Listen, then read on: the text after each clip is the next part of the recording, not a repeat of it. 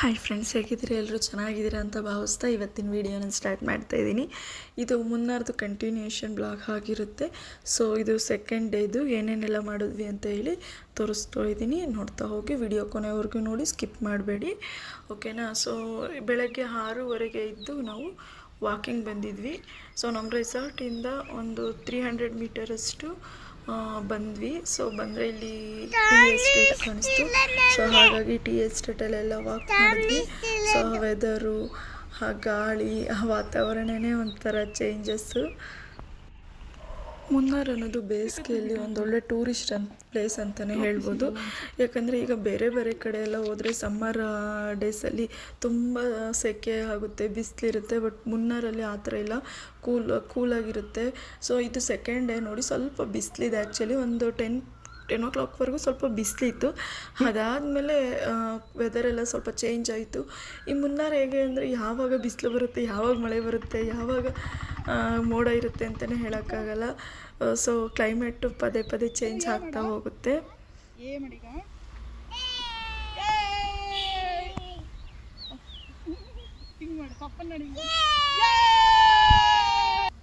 ಮತ್ತು ತುಂಬ ಜನ ಕೇಳಿದ್ರಿ ಮುನ್ನಾರ್ಗೆ ಹೇಗೆ ಹೋದ್ರಿ ಅಂತ. ನಾವು ಮುನ್ನಾರ್ಗೆ ಬಂದು ನಮ್ಮದು ಓನ್ ವೆಹಿಕಲಲ್ಲಿ ನಾವು ಹೋಗಿದ್ದು. ಸೊ ನೀವು ಬೇಕು ಅಂದರೆ ಫ್ಲೈಟಲ್ಲೂ ಹೋಗ್ಬೋದು. ಕೊಚ್ಚಿವರೆಗೂ ಫ್ಲೈಟಲ್ಲಿ ಹೋಗಿ ಕೊಚ್ಚಿಯಿಂದ ಒಂದು 2 to 3 hours ಜರ್ನಿ ಟ್ಯಾಕ್ಸಿ ಮಾಡ್ಕೊಂಡು ಹೋಗ್ಬೋದು. ಸೊ ಈ ಬ್ಯಾಂಗ್ಳೂರಿಂದನೂ ಅಷ್ಟೇ 2 ರೀತಿ ಇದೆ ರೋಡ್ಸ್ಗಳು ಬಂದು, ಅಂದರೆ 2 ರೀತಿ ಹೋಗ್ಬೋದು ನೀವು. ಒಂದು ಸೇಲಮ್ಮು ಮತ್ತು ದಿಂಡಿಗಲ್ಲು, ತೇನಿ ಈ ರೂಟ್ ಮೇಲೆ ಹೋಗ್ಬೋದು. 500 ಕಿಲೋಮೀಟರ್ ಸಮಥಿಂಗ್ ಏನೋ ಆಗುತ್ತೆ. ಆ್ಯಂಡ್ ಇದು ನ್ಯಾಷನಲ್ ಹೈವೇ. ಸೊ ಹಾಗಾಗಿ ನಾವು ಹೀಗೆ ಹೋದ್ವಿ. ಇನ್ನೊಂದು ಚಾಮರಾಜನಗರ ಈ ಥರ ಹಿಂಗೂ ಹೋಗ್ಬೋದು ಮದ್ದೂರು ಮೇಲೆ. ಸೊ ಅದು ಬಂದು ಕಿಲೋಮೀಟರ್ ಲೆಕ್ಕದಲ್ಲಿ ಕಡಿಮೆ ಆಗುತ್ತೆ. ಬಟ್ ರೋಡು ಅಷ್ಟು ಚೆನ್ನಾಗಿಲ್ಲ, ಅದು ಸ್ಟೇಟ್ ಹೈವೇ ರೀತಿ ಸಿಂಗಲ್ ರೋಡ್ ಬರುತ್ತೆ. ಸೊ ಹಾಗಾಗಿ ನಮಗೆ ಯಾವುದು ಕನ್ವೀನಿಯೆಂಟ್ ಅನಿಸುತ್ತೋ ಸೊ ಆ ರೂಟಲ್ಲಿ ನಾವು ಹೋದ್ವಿ. ಸೊ ನೋಡ್ತಾ ಇರ್ಬೋದು ಇಲ್ಲಿ ವೆದರ್ ಹೆಂಗಿದೆ ಅಂತ ಹೇಳಿ. ಬೆಳಗ್ಗೆನೇ ಒಂದು 8:30ವರೆಗೂ ವಾಕ್ ಮಾಡಿದ್ವಿ. ಸೊ ನನ್ನ ಮಗ ಬಂದ ನೋಡಿ, ಅವನಿಗಂತೂ ತುಂಬ ಖುಷಿಯಾಗೋಗಿದೆ ಮುನ್ನಾರು ಹೋಗಿರೋದು. ಸೊ ಆ ಗ್ರೀನರಿ ಆಗಿರ್ಬೋದು ಅದೆಲ್ಲ ತುಂಬ ಚೆನ್ನಾಗಿದೆ. ಇದು ಟಾಟಾ ಅವ್ರದ್ದು ಎಸ್ಟೇಟ್ ಬಂದು.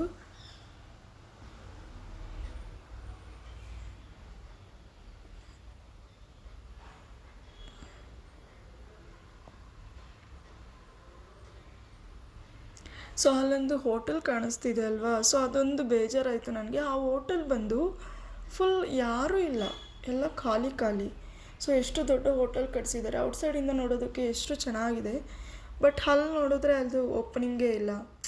ಫುಲ್ ಬೇಜಾರಾಯಿತು. ಅಷ್ಟೊಂದೆಲ್ಲ ಬಂಡವಾಳ ಹಾಕಿ ಹಿಂಗೆ ಅಂತ ಅನ್ನಿಸ್ತು ನನಗೆ. ಸೊ ನೋಡ್ಬೋದು, ಇದು ಪುಲಿವಸಲ್ ಎಸ್ಟೇಟು, ಟಾಟಾ ಕಂಪನಿ ಅವ್ರದ್ದಿದು. ಸೊ ತುಂಬ ಚೆನ್ನಾಗಿರುತ್ತೆ ಮುನ್ನಾರು.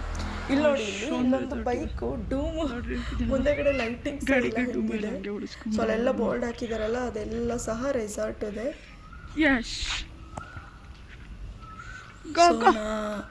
ವಾಕಿಂಗ್ ಎಲ್ಲ ಮುಗಿಸ್ಕೊಂಡು ನಾವು 8:30 ಅಷ್ಟೊತ್ತಿಗೆ ರೆಸಾರ್ಟು ರೀಚ್ ಆದ್ವಿ. ಮತ್ತು ಅದಾದಮೇಲೆ ಆದರೆ ತುಂಬ ಹೆವಿ ಬಿಸಿಲಿರುತ್ತೆ ಅಂದ್ಕೊಂಡ್ವಿ. ಬಟ್ ಆ್ಯಕ್ಚುಲಿ ಅದು ಉಲ್ಟಾಯಿತು.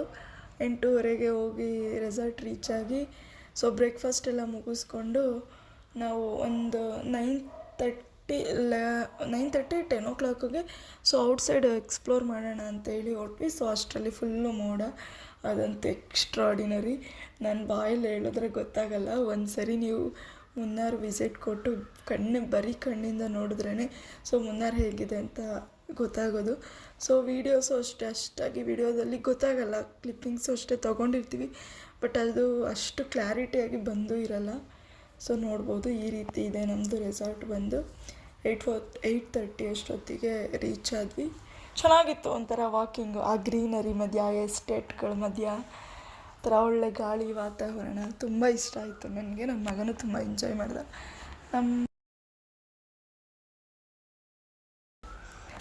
ಅದಾದಮೇಲೆ ನೋಡಿ, ಇಲ್ಲಿ ಬಂದಿದ್ದವರೆಲ್ಲ ಈ ರೆಸಾರ್ಟಲ್ಲಿ ಆಲ್ಮೋಸ್ಟ್ ಎಲ್ಲ ಕೇರಳ ಆ್ಯಂಡ್ ತಮಿಳಿಯನ್ಸ್ ಅವರು. ಸೊ ಕರ್ನಾಟಕದವ್ರು ಒಬ್ಬರು ಸಿಕ್ಕಿ ಮಾತಾಡ್ಸಿದ್ರು. ಸೊ ತುಂಬಾ ಖುಷಿ ಆಯಿತು ನನಗೆ ಅವ್ರು ಸಿಕ್ಕಿದ್ದಕ್ಕೆ.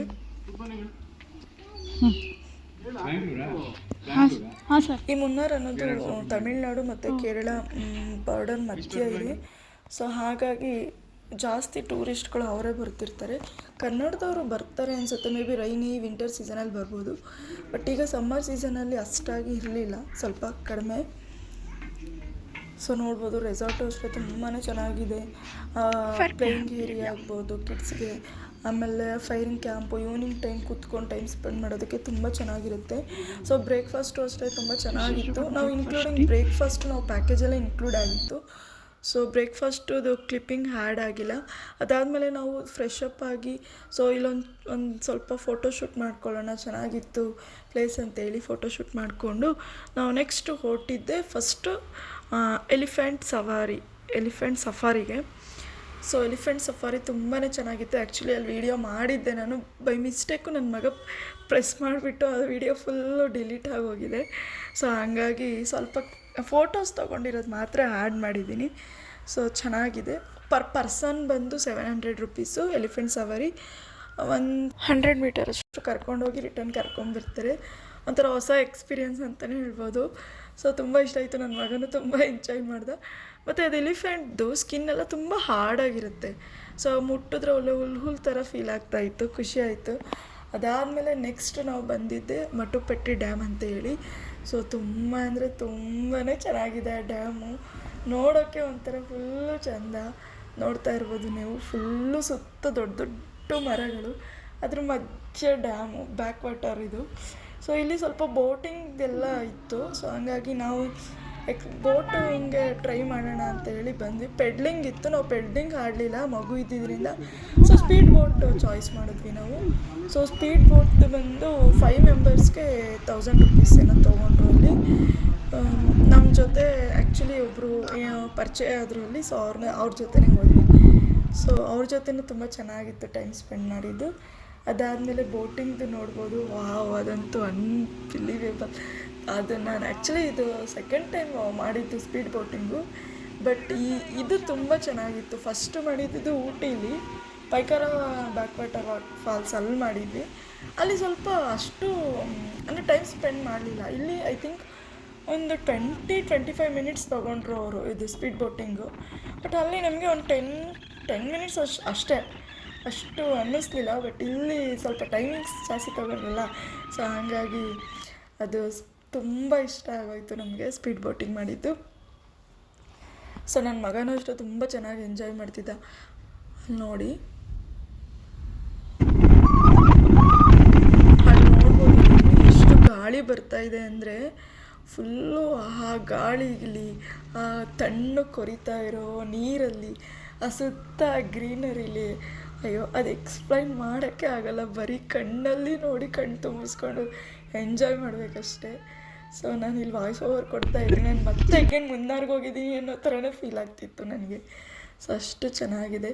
ಲೈಫಲ್ಲಿ ಯಾರಾದರೂ ಒಂದು ಸರಿನಾದರೂ ಸ್ಪೀಡ್ ಬೋಟಿಂಗ್ ಮಾಡಿಲ್ಲ ಅಂದರೆ ದಯವಿಟ್ಟು ಮಾಡಿ, ತುಂಬ ಚೆನ್ನಾಗಿರುತ್ತೆ ಎಕ್ಸ್ಪೀರಿಯನ್ಸ್. ಆಸಮ್. ನೆಕ್ಸ್ಟು ಅಲ್ಲಿಂದ ನಾವು ಹೊರಟಿದ್ದು, ಅಲ್ಲಿ ನೋಡ್ಬೋದು ಬಿಸಿಲಿಲ್ಲ ಆ್ಯಕ್ಚುಲಿ, ಫುಲ್ಲು ಮೋಡ ಇದೆ. ಆ ನೀರು ಅಷ್ಟೇ ತುಂಬ ಅಂದರೆ ತುಂಬ ತಣ್ಣ ಇತ್ತು. ಮುಟ್ಟಿದ್ರೊಳಗೆ ಐಸ್ ವಾಟರ್ ಥರ ಫೀಲ್ ಆಗ್ತಿತ್ತು, ಅಷ್ಟು ತಣ್ಣ ಇತ್ತು ನೀರು. ಆ ರೇಸ್ಗಳು ನೋಡಿ, ಆ ರೇಸ್ ನೋಡಿ ಹೆಂಗೆ ಬರ್ತಿದೆ ಅಂತೇಳಿ ಸ್ಪೀಡ್ದು. ಸೊ ಇದಂತೂ ನನಗೆ ತುಂಬ ಇಷ್ಟ ಆಯಿತು.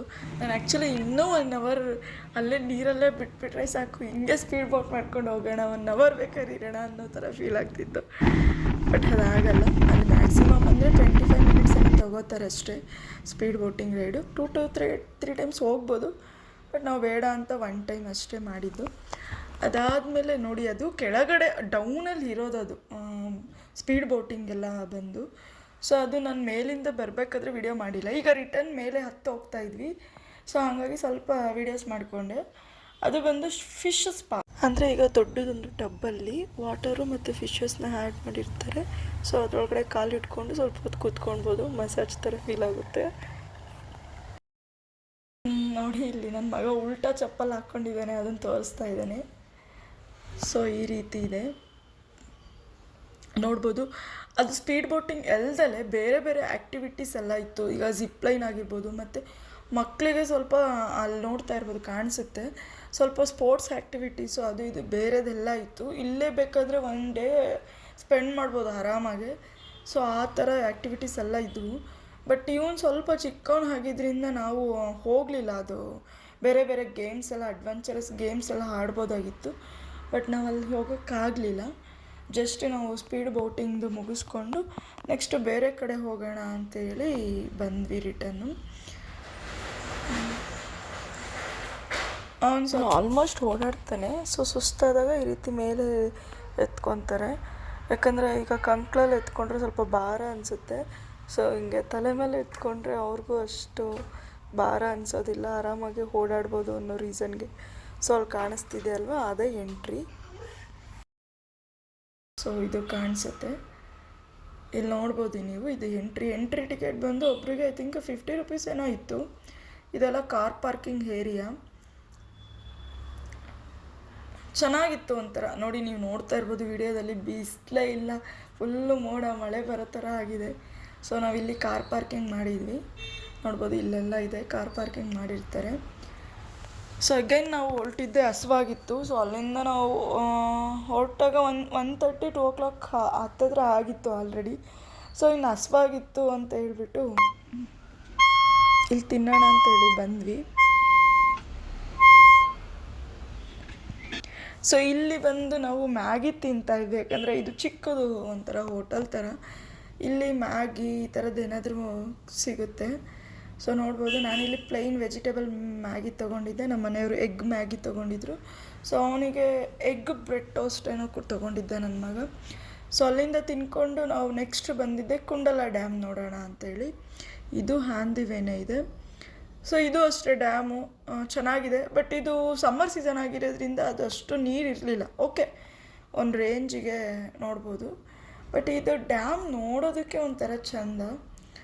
ಸುತ್ತ ಗ್ರೀನರಿ ಮಧ್ಯೆ ಒಂಥರ ಡ್ಯಾಮು. ಸೊ ನೀವು ನೋಡ್ತಾ ಇರ್ಬೋದು. ಇಲ್ಲೂ ಅಷ್ಟೇ ಸ್ವಲ್ಪ ಪೆಡ್ಲಿಂಗ್ ಬೋಟಿಂಗು ಈ ಥರದ್ದು ಬೇರೆ ಬೇರೆ ಆ್ಯಕ್ಟಿವಿಟೀಸ್ ಎಲ್ಲ ಇತ್ತು.